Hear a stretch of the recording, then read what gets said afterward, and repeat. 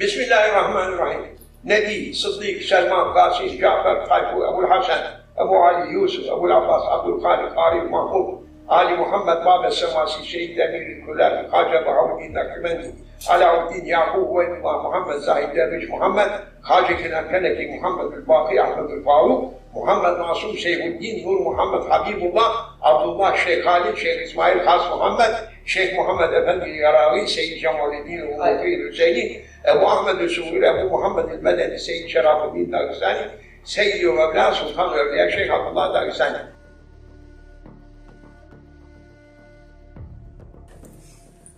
Yolumuz Kur'an yoludur, sünnet yoludur.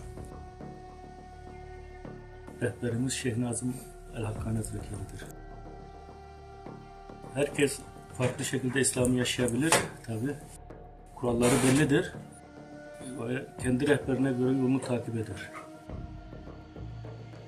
Bizim de şeyhimiz Şeyh Nazım El-Hakkani Hazretleri'dir.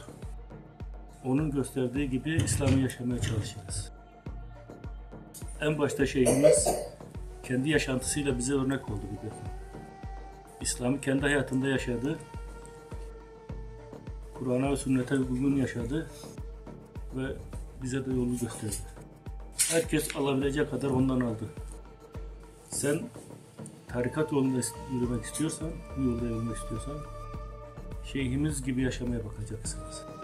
Bizi de oraya size gönderdi tabii. Biz de acizane size göstermeye çalışıyoruz bu yolu.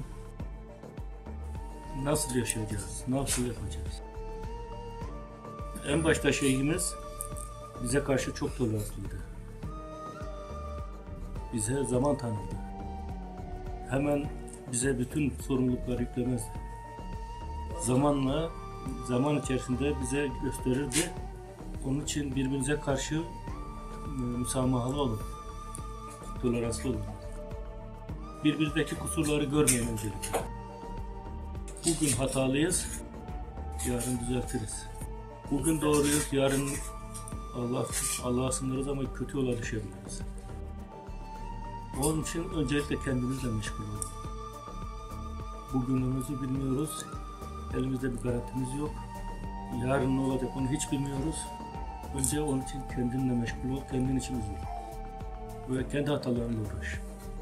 Müslüman kardeşinin, hele tarikat kardeşinin hatalarını ne göreceksin ne bileceksin. Onun için Peygamber Efendimiz Aleyhisselatü Vesselam söyledi, birbirinizin kusurlarını örtmede gece gibi olacaksınız.